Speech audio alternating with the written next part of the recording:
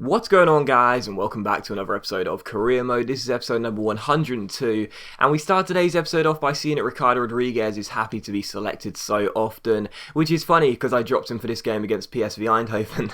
As you can see, we take on PSV for the first game of today's episode as we travel to take on the Dutch side in our first ever Champions League game of the series, so proper excited for this game. And as you did see by my team as well, there were some absentees here and there because, as per usual, fitness in career mode is kind of frustrating because the players do deplete their energy levels quite quickly.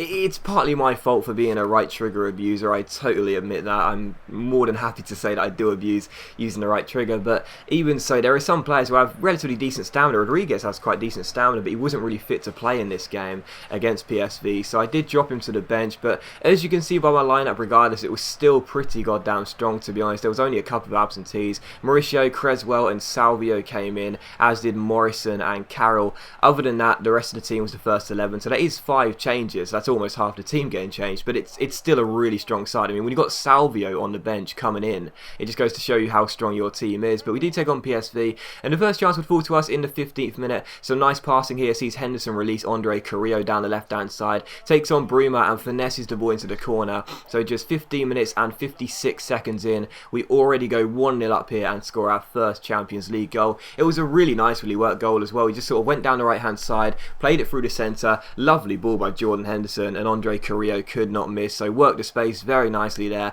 and made it 1-0. So PSV 0, West Brom 1. And in the 19th minute here, PSV come forward themselves, but the header from Lacadia goes over Joe Hart's bar and out for a goal kick. And really not much happened then until the 72nd minute as Memphis Depay's cross was met by Wijnaldum at the far post. His shot was blocked and clear, but not really dealt with. As the ball comes to Narsing here, he finds Depay, and Memphis Depay's shot is well saved by Hart and turned away for a corner. So still PSV 0, West Bromwich Albion 1, and the game really didn't come to life until late on in the second half. And as Jethro Williams finds Wijnaldum here, he picks out De Jong. De Jong goes down the right hand side here and shoots, takes a deflection and just goes into the side netting. At first I thought it went in there, but thankfully it did go wide for a corner, and from that corner Wijnaldum ends up crossing the ball into the box here.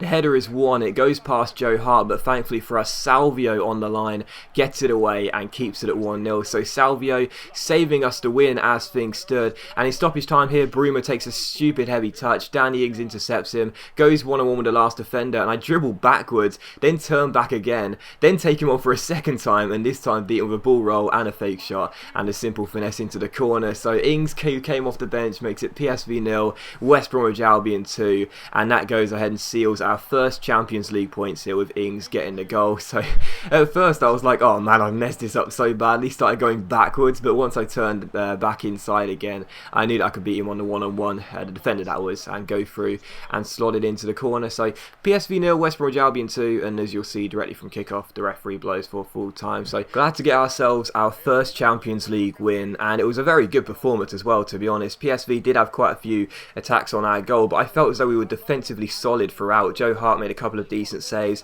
The defence wasn't breached too many times. I mean, you saw it there. There was a massive gap between early on in the first half to late on in the second half with barely any chances because I didn't let PSV have any. But still, we got the win. PSG beat Dynamo Moscow in their first Champions League game.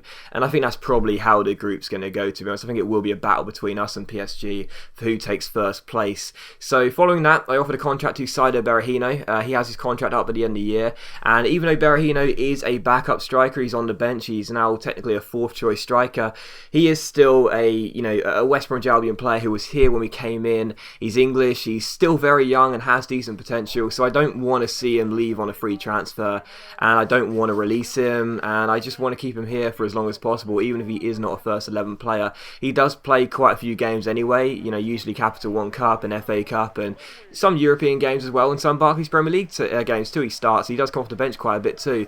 He's a very decent player and I don't want to sell him, so going to offer him a contract. Unfortunately, we can't give him exactly what he wants because we don't have the money right now, but we'll see if he'll take a less pay increase, which isn't what he really wants, and we'll have to wait and see. Even if he does decline it, we should still get a bit of money anyway before January, and if not, I can always request some funds, then use that to pay him.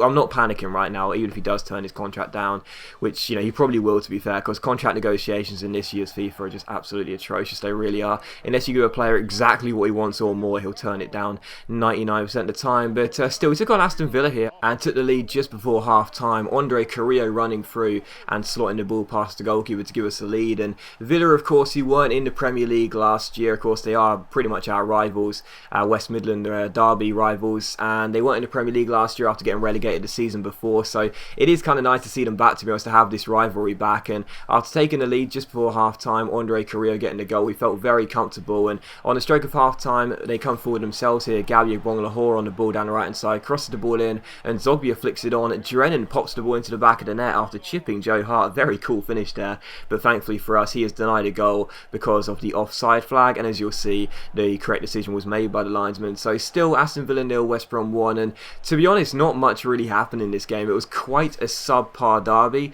and the last chance fell in the 90th minute stoppage time. Villa gave the ball away, and Andy Carroll was denied his first West Bromwich Albion goal by a fantastic stop by the goalkeeper there. What a brilliant save at point blank range, and the game finished 1-0, and it was just such a poor game, it really was. Other than the goal Carrillo scored and the offside goal and that chance from Carroll, there was nothing I could really pinpoint in the highlights. I was watching the whole game back and I was like, could I include that? Not really. That shot went miles over the bar. Can I include that? No, it wasn't even a shot on target. So it was a really poor game, to be honest, and we got the win by a goal to 0, which is great, but even so, it was a very poor game, and apologies for that, because I always try and make sure that the games do have enough action in them to show you. But still, for the third and final game of today's episode here, we do take on Crawley Town, and as you would have seen there, just before the game, I kind of spoiled it a little bit before the Aston Villa game, but Berahino did indeed decline his contract. It was going to happen because, as I mentioned, players just won't take a pay increase unless it's exactly what they want, which is really annoying because a player can hold a club to ransom in terms of their demands over their salary. That does happen a lot, I do know that, but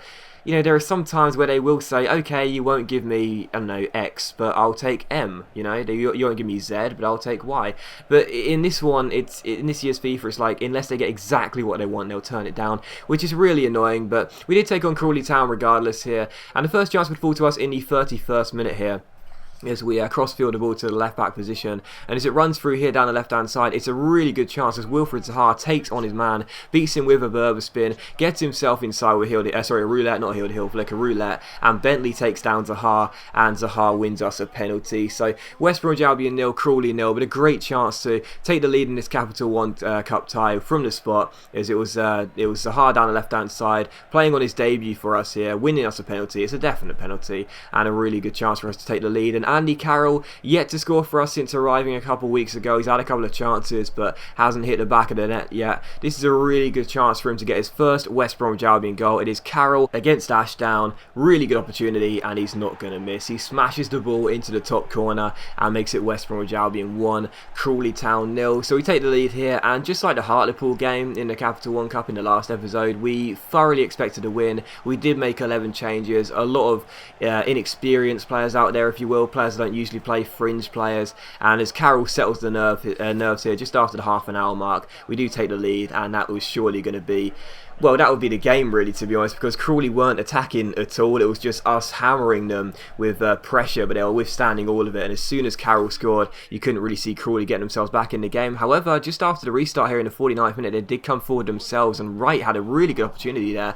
Free shot just inside the penalty area, and he blazes the ball over the bar, but in the 59th minute here, that was really only Crawley's chance of the game. They didn't really attack before or after that, because in the 60th minute, Aaron Creswell collects the ball, lays it down left-hand side towards Wilfried Zaha, takes on his man, beats him with Ronaldo chop, gets himself inside. This time Zaha doesn't get taken down. He's allowed to continue his run, and I'm glad he is, because he smashes the ball into the top corner, and Wilfried Zaha also gets his first goal for West Bromwich Albion. So our two signings who we picked up late on in the transfer window, in the last episode, both get their first goals for the club. Zaha smashing this into the top corner, making it West Bromwich Albion 2, Crawley Town 0. And again, they didn't really do much in this game, and you can't really blame them for that. You know, of course, a lower league side coming to Premier League opposition to take us on here at the Hawthorns. We're the holders of the competition. They knew they were going to be in for a difficult game, and they really were struggling. But directly after Zaha scored that goal here, I made a couple of subs. I brought on Jake Powell,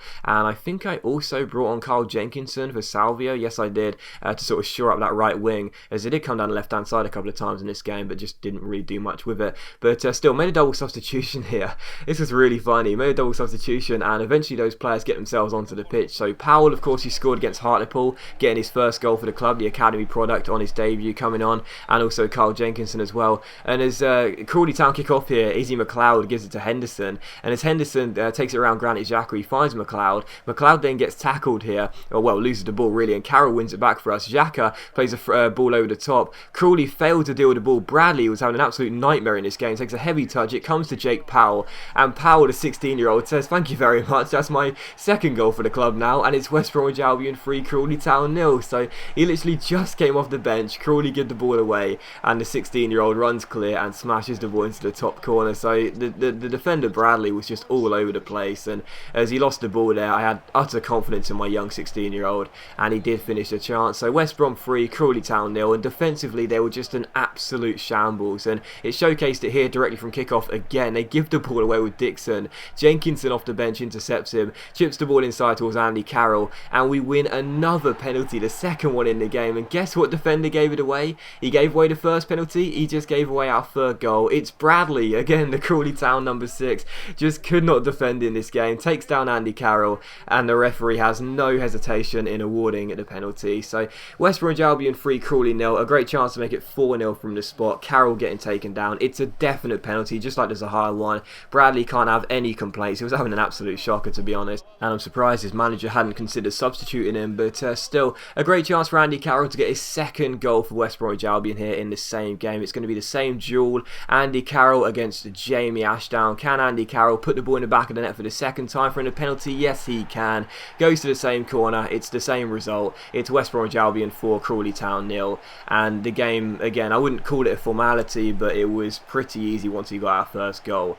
And Carroll got his second goal for the club here. So West Brom 4, Crawley Town 0. And in the 73rd minute, Carroll was on the ball again. He was the danger man in this game. He finds Jordan Nabita, who picks out Wilfred Zaha. Zaha plays it back towards our left back, Jordan Nabita, who ends up crossing the ball into the centre. And it's a hat-trick for Andy Carroll. First West Bromwich Albion hat-trick. He gets his first goal and his second and third goal in this game as well. Great cross by Jordan Nabita. Carroll gets ahead of his man, heads it into the near post, and makes it West Brom 5, Crawley Town 0. And it was how the game finished as well, so a very comprehensive victory, and that now is 6 or possibly even 7 clean sheets in a row. That was something we struggled with last year, but as you can see, we've got no problems right now. Everything is going according to plan. We've sorted out all the problems we had last year, and things are getting off to a fantastic start here at the Hawthorns. But as always, guys, a big thank you for watching the video. I really hope you have enjoyed it. If you have enjoyed the episode, then please leave a like, and I'll see you for the next episode of Career Mode very soon.